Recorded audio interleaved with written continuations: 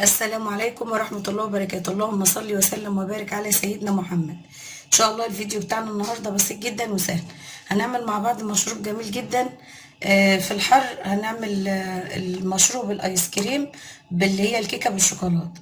طبعا معانا واحدة كيكة بالشوكولاتة ومعانا واحدة ايس كريم بالشوكولاتة، ومعانا كوباية لبن، ومعانا كده مكعبات تلج نعملها بالشكل ده، ومعايا فانيليا.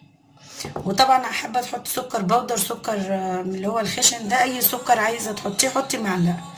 فطبعا احنا هنحط المكونات دي في الخلاط معانا وهنضربها كده. هنحط في الخلاط بتاعنا، هنحط كوبايه اللبن،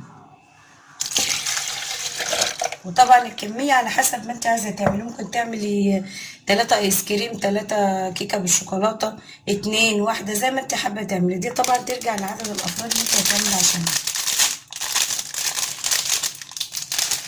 نحط برضو الكيكه كده،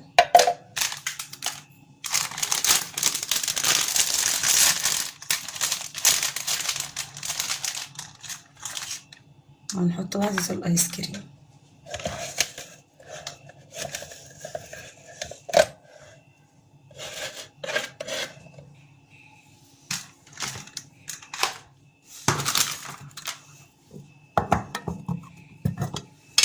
هنحط كده حبة فانيليا بسيطة كده، وهنحط مكعبات التلج.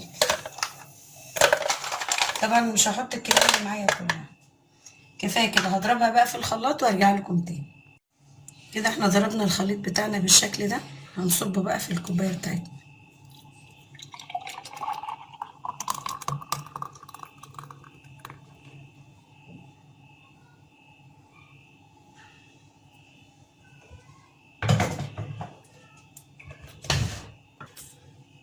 كده خلاص صبناها في الكوباية بالشكل ده، وحطينا حبة شوكولاتة مبشورة على الوش.